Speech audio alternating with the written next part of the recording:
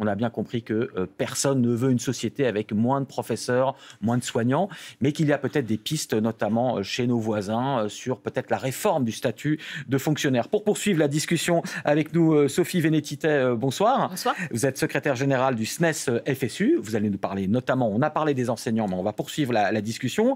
On poursuit aussi avec Mathieu Schlesinger. Bonsoir, rebonsoir.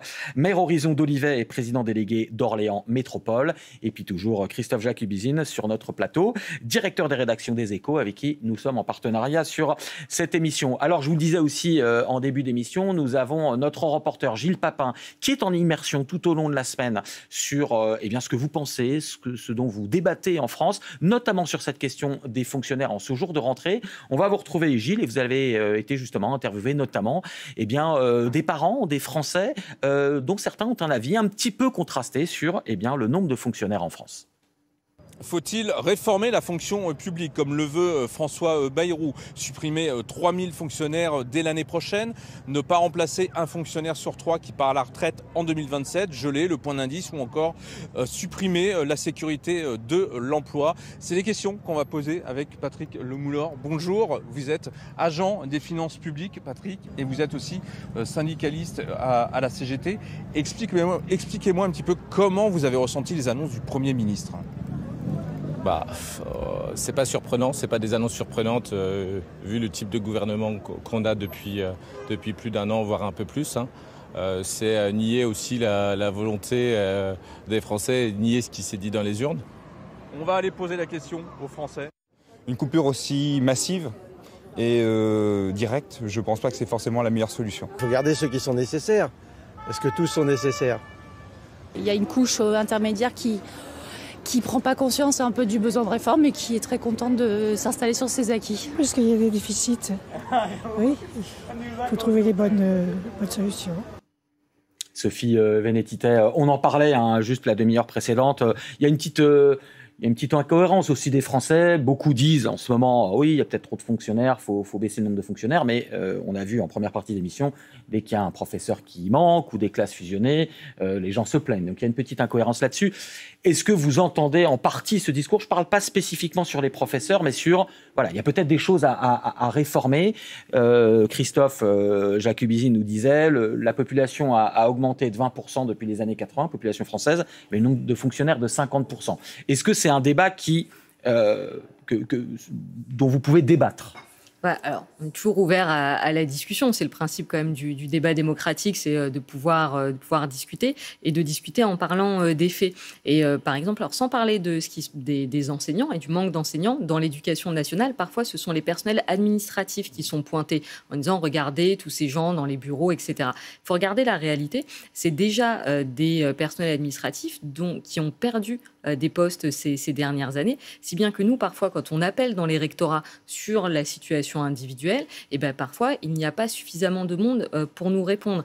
Et même ce qui s'est passé ces dernières années, dans les services administratifs, et je pense notamment ceux des collèges et des lycées, vu qu'il y avait moins de personnel, on leur a aussi donné un logiciel pour permettre de faire les choses avec moins de monde. Ce logiciel a empiré la situation. Les gestionnaires des collèges et des lycées aujourd'hui sont dans des situations de travail qui sont de plus en plus lourdes. Donc, il ne faut pas oublier que la fonction publique, c'est travailler au service de la population et qu'on a quand même besoin d'humains. Et surtout, partons de la réalité. Je vous dis, on voit très bien, je pense, en ce moment, ce qui se passe dans les classes. Même dans le reste de l'éducation nationale, on voit qu'on a aussi besoin de gens pour répondre aux questions des agents, mais pour répondre aussi aux questions des usagers. Je pose une question à nouveau. On s'est dit qu'on posait des questions un petit peu qui fâchaient ce soir. Je vous pose la question à tous les trois. On a vu, par exemple, les médecins, il y a ces dernières années, qui commencent à travailler avec l'intelligence artificielle pour taper des ordonnances ou des rapports et se décharger de tâches fastidieuses et se concentrer plus sur leur travail de médecin. Est-ce que c'est quelque chose qu'on peut envisager dans les administrations au sens large? Parce que vous parliez tout à l'heure, Mathieu Schlesinger, de cette couche de fonctionnaires, j'allais dire, qui surveillent les autres ou qui contrôlent ce que font les autres. Est-ce qu'il y a des pistes? Il ne s'agit pas forcément de virer des fonctionnaires tout de suite, mais peut-être effectivement de ne pas remplacer de fonctionnaires qui ne manqueraient pas à l'avenir. C'est sans doute la meilleure piste qui existe. On sait que l'intelligence artificielle va révolutionner énormément de métiers dans plein de secteurs. Ces progrès sont gigantesques, à une vitesse incroyable qu'on a du mal à maîtriser. Et c'est évident qu'on l'a vu, par exemple, à Bercy. l'administration fiscale s'est beaucoup appuyée sur ces nouvelles techniques d'intelligence artificielle pour, par exemple, regarder les piscines qui n'étaient pas déclarées. En fait, ça va très vite parce qu'en fait, vous avez une image satellite, vous croisez avec les valeurs cadastrales et ce qui a été déclaré en matière de piscine, et tout de suite, vous voyez toutes les piscines illégales. Et donc, le fisc a récolté beaucoup d'argent sur les gens qui ne déclaraient pas leur piscine. Donc, des choses comme ça, on n'a pas besoin de personnel supplémentaire, c'est très efficace. On l'a vu avec les médecins, vous avez raison, il y a plein de start-up, de la French Tech notamment, qui ont développé. Regardez que maintenant, pour prendre rendez-vous, vous utilisez Doctissimo, ça va beaucoup plus vite. Lorsqu'un rendez-vous est annulé, on vous propose de prendre un rendez-vous plus tôt. Enfin, on mesure chacun quotidiennement l'immense avancée de cette technologie pour rendre les médecins plus efficaces, plus disponibles. Vous parliez de l'IA dans la détection des maladies. Une intelligence artificielle, elle est capable de détecter des tumeurs beaucoup mieux qu'un médecin. Ben, il faut toujours un médecin, évidemment, mais elle va l'aider. Pourquoi ? Parce qu'elle a avalé, ingurgité des millions de scanners ou d'IRM, puisque tout est connecté, alors que le médecin n'a vu que ses propres patients. Donc, bien sûr, ce sont des outils formidables. Alors, ils coûtent cher, ça nécessite de l'investissement. Il ne faut pas désinvestir le service public, mais c'est certain qu'en termes de personnel, vous parliez des encadrants, de ceux qui contrôlaient, des administrations dans les hôpitaux, c'est clair que là, il y a des économies à faire. Encore une fois, pardon, j'ai donné ce chiffre au début, mais il n'est pas normal qu'on ait eu 50% de fonctionnaires en plus depuis 1980, alors que la population a augmenté de 20%. Il y a un bug quelque part. Alors, est-ce que c'est les couches multiples dans les collectivités locales, entre les régions, les départements, les communautés de communes, les communes? Il y a des gens qui font un peu la même chose. Regardez dans l'aide économique, la région a ses agents, le département aussi, la communauté de communes aussi. C'est absurde. Et vous l'avez raison, et l'État n'a pas pour autant remplacé ou licencié ou mis à la retraite les fonctionnaires qui faisaient le même travail que vous dans les collectivités locales. Et justement, Mathieu Schlesinger, votre avis est intéressant parce qu'en tant que maire, vous devez à la fois faire travailler tout le monde, faire travailler les services publics, ce sont des emplois. Qu'est-ce que vos administrés, que ce soit à Olivet ou dans la métropole d'Orléans, vous disent sur le débat des fonctionnaires? Parce que là encore, il y a des incohérences. Sur les gains de productivité liés à l'IA, il y en a, mais ce n'est pas forcément dans les fonctions publiques territoriales qu'on le verra. Moi, dans ma mairie, j'ai 80% d'agents de catégorie C qui rendent des services opérationnels. Ce sont des jardiniers, ce sont des menuisiers, ce sont des peintres, ce sont des animateurs qui surveillent les enfants à la cantine ou dans les activités périscolaires. Et ça, personne dit qu'il en faut moins d'ailleurs, j'imagine. Tout à fait. Hein. Mais ça représente pratiquement 70% des effectifs de la mairie. Et donc, le travail purement administratif que je peux avoir dans ma commune, qui peut être substitué par de l'IA, c'est 3, 4, 5 agents, grand maximum. Donc, on est loin des ratios qu'on évoquait tout à l'heure. En revanche, quand je compare la situation de ma commune, donc Olivet, 23 000 habitants dans l'agglomération d'Orléans, à peu près 400 agents en comptant tous ces services directs à la population que j'évoquais. Deux autres communes, que je ne citerai pas, mais de 20 000 habitants qui sont dans l'agglomération, la même agglomération que moi, elles ont 25 à 30% d'agents publics en plus. Parce qu'elles ont une organisation différente. Nous avons fait le choix de faire des délégations de services publics. Donc nous avons des agents qui font du pilotage et les salariés qui mettent en œuvre le service public, parce que ça reste du service public, sont des agents de droit privé. Et dans ces communes-là, elles font tout en régie. Et le statut de la fonction publique aujourd'hui complexifie énormément les choses dans la fonction publique territoriale, renforce cette suradministration. Et au final, ça coûte moins cher aux contribuables, ça coûte plus cher aux contribuables. Le fait que vous déléguiez. Non, ça coûte moins cher aux contribuables. Voilà, dans ma situation, c'est plus performant. On ne peut pas le faire sur toutes les fonctions. On ne va pas déléguer la police municipale, mais la gestion des piscines municipales, par exemple. Ma piscine, elle est restée ouverte pendant toute la période de Covid. Toutes les communes qui étaient en régie les ont fermées pendant cette période. Mon organisation était plus optimale et ça coûte moins cher aux contribuables listins. Alors justement, vous avez évoqué le terme de statut des fonctionnaires. On va en parler tous les trois. Je vais tout de suite vous ramener sur le terrain, vous faire regarder juste un sujet qu'avait fait notre reporter Magali Boissin en 2017, ça a déjà quelques années. Mais elle était en Suède. Et vous allez voir, ça se passe notamment dans une école, Sophie Vénétité, et vous allez voir, c'est assez instructif et un petit peu étonnant avec nos yeux de Français. Regardez. Dans les rues de Stockholm, c'est une révolution invisible. Des agents publics comme en France, facteurs, infirmiers ou encore cheminots. Mais ici, les fonctionnaires sont des salariés comme les autres. Moins de 2% d'entre eux ont encore un emploi à vie. C'est le cas dans cette école publique. Plus d'1 millier d'élèves et des professeurs recrutés en CDI ou CDD, comme dans une entreprise classique. J'enseigne la musique, je leur apprends un peu de guitare, des airs au piano ou encore de la batterie. Pour être embauché, il a passé un entretien, puis négocié son salaire. Car en Suède, pas de grille de rémunération ni d'augmentation automatique à l'ancienneté. Pour être mieux payé, il faut prouver que l'on est performant. J'ai réussi à obtenir ce titre de professeur d'excellence. Et du coup, j'ai eu une augmentation. 530 € de plus par mois. Avoir le choix des promotions, un bon moyen selon le proviseur pour motiver ses salariés. Plus efficace selon lui que l'emploi à vie, comme en France. Si j'avais un emploi à vie et que je ne suis pas vraiment heureux comme professeur, je peux juste faire le minimum et ne pas donner beaucoup à mes élèves. Cela pourrait vraiment se passer comme ça. Et ce n'est pas bon pour l'école. Sophie Vénétité, ça c'est un débat qu'on a depuis longtemps. Le statut à vie empêche peut-être de se remettre en question ou de se consacrer pleinement à son travail. Je ne dis pas qu'il n'y a pas des fonctionnaires avec statut de fonctionnaire français qui ne sont pas pleinement motivés dans leur travail. Évidemment, il y en a. Mais pourquoi faudrait-il qu'il y ait un emploi garanti à vie, quelle que soit la manière dont on fait son travail ?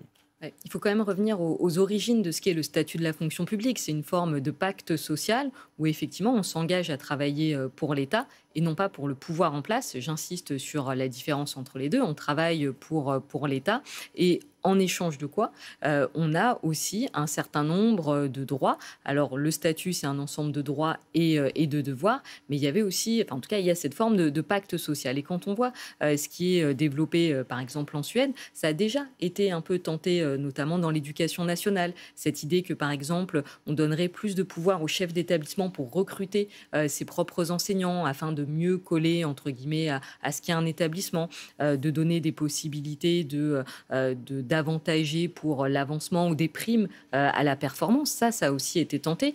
Ça n'a pas fonctionné dans le cadre propre de l'éducation nationale. Par exemple, l'Académie de Versailles avait tenté de mettre en place le recrutement par le chef d'établissement sur la base de postes à profil dans les établissements de l'éducation prioritaire. Mais ça n'a peut-être pas fonctionné à cause du statut, justement. Alors, qui est très rigide, je vais terminer. En l'occurrence, ça venait mettre une brèche dans le statut et on nous a dit, regardez, les chefs d'établissement vont pouvoir recruter eux-mêmes. En tout cas, vont pouvoir donner un avis plus prépondérant.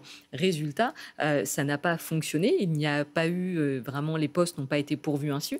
Et ce dispositif a finalement été abandonné au bout de 3 ans dans l'Académie de Versailles. Pourquoi ? Parce qu'au final, le problème principal, ce sont les conditions d'exercice dans l'éducation prioritaire. Donc ça renvoie au cadre dans lequel on peut travailler. Et en ce qui concerne les expérimentations pour tenter d'introduire des primes au mérite, parce que c'est le mot qui est souvent tabou, mais prononçons-le, pour ces primes au mérite et qui pèsent dans la rémunération, en fait, ça induit une forme de concurrence qui peut être aussi contraire à la façon dont on travaille. Moi, dans l'éducation nationale, j'ai besoin de travailler avec mes collègues, de travailler en équipe pour accompagner les élèves. Et ce travail-là, il est fondamental. Si votre collègue devient celui qui potentiellement peut avoir une prime que vous n'avez pas parce qu'il a joué une carte individuelle, ça peut aussi briser des collectifs. Il n'y a pas forcément. Et là, je vous pose la question à tous les trois. Je me rappelle, on l'a pas montré là, mais moi, j'ai été correspondant à Londres pendant des années. Je me rappelle d'un reportage à Brighton qui m'avait marqué parce que, ça y est, les chefs d'établissement avaient toute liberté de recrutement, donc oui, d'embauche ou de licenciement. Et puis, par exemple, il nous disait, il y a un problème en maths, c'est évidemment le cas aussi en France, on n'est pas des très bons élèves là-dessus, dans l'enseignement primaire notamment. On a des problèmes en maths, je recrute un très bon professeur de maths, c'est difficile de recruter des profs de maths parce qu'ils ont des salaires bien supérieurs dans le privé, ce qui n'est pas le cas de toutes les disciplines, c'est comme ça. Et elle avait recruté un professeur de maths près de 7 000 €. Et oui, et son collègue en face, qui était sur une discipline peut-être moins concurrentielle, a été moins payé. Et qu'est-ce que ça a de choquant ? On est quand même très loin de ça en France. Moi, c'est pas ce que je vis au quotidien. J'ai des agents publics, j'en ai 400. Il y en a qui font très bien leur travail, il y en a qui le font moins bien. Et ce qui me choque au quotidien, c'est de ne pas pouvoir récompenser ceux qui travaillent bien par rapport à ceux qui ne travaillent pas bien. Et ceux qui le subissent le plus, ce sont ceux qui travaillent bien, qui donnent du temps, qui s'investissent, qui voient bien que s'ils n'en faisaient pas autant qu'ils faisaient, de toute façon, ils seraient traités de la même manière. Donc il y a aussi un principe de justice. Je vous rejoins. Sur le statut, c'est moins le pacte social qui, moi, m'importe, c'est qu'il a été créé pour protéger la fonction publique de carrière et faire en sorte que le pouvoir politique ne puisse pas recruter au gré de ses choix. Donc ça, c'est important de le préserver. Mais on peut le faire différemment. Aujourd'hui, moi, la moitié de mes agents, ils viennent du privé et ils repartiront dans le privé. Et aujourd'hui, le statut est une atteinte à leurs droits sociaux.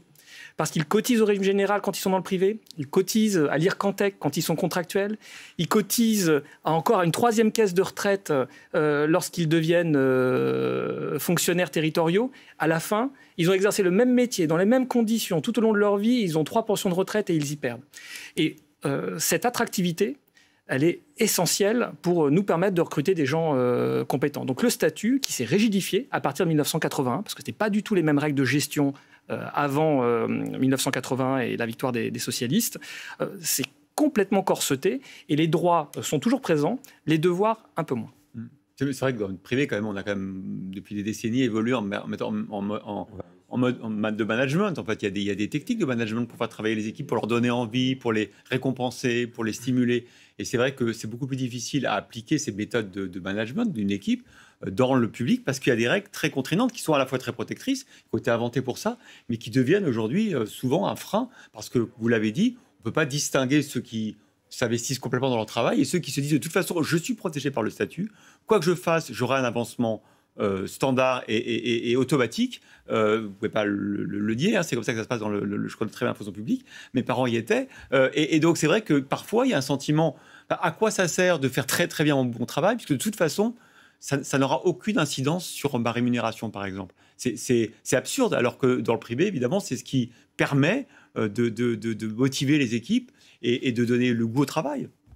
Juste deux remarques peut-être. D'abord, vous faites la comparaison avec le privé, mais je dirais par nature, par essence, la fonction publique n'a pas le même fonctionnement, les mêmes objectifs que le privé. Donc faire la comparaison en termes de fonctionnement amène peut-être à avoir une porte d'entrée dans ce sujet qui est un peu biaisée. Et par ailleurs, tout à l'heure... Monsieur le maire, vous avez remarqué que lui, il avait du mal justement à distinguer ceux qui travaillaient bien et ceux qui ne travaillaient pas. Juste pour terminer, vous évoquiez tout à l'heure le recrutement, pareil que le recrutement local finalement, tel que vous l'aviez vu au Royaume-Uni. Il y a quand même un risque, c'est aussi, alors si je prends l'éducation nationale, le risque de désert éducatif. On connaît les déserts médicaux, on sait qu'il y a des endroits qui sont plus attractifs que d'autres, y compris dans l'éducation nationale.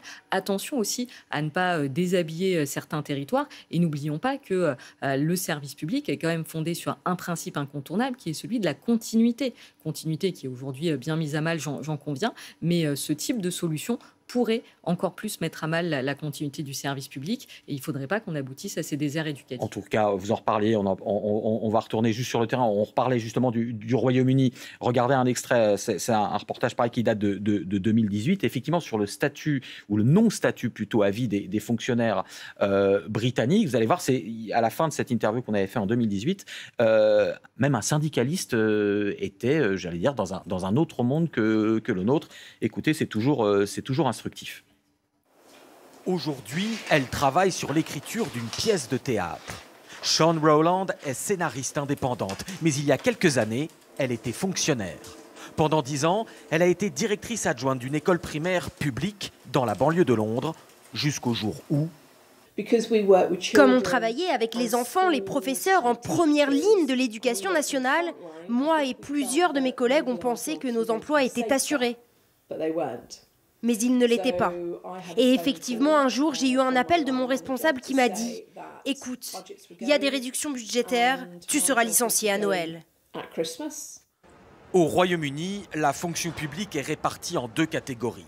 Il y a 500 000 fonctionnaires d'État, les civil servants, qui sont les employés directs des ministères. Les autres, 4,5 millions, sont des travailleurs publics, policiers, enseignants, personnels de l'hôpital public, tous les autres services de l'État.